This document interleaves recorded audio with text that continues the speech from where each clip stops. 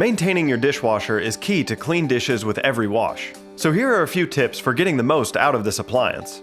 Periodically remove the trap that is located in the bottom of the dishwasher. Run it under cool water, ensuring there is no debris, and then put it back securely.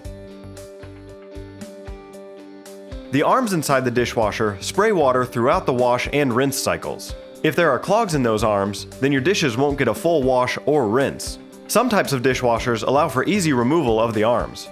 If you can remove the arms in your unit, soak them in your sink in a mixture of water and vinegar. If removal is not possible, soak some paper towels in a vinegar solution and wrap them around the arms. Leave them wrapped for about 10 minutes or longer if there is a big buildup of hard water deposits. You may have to use pipe cleaners to push the deposits out of the arms.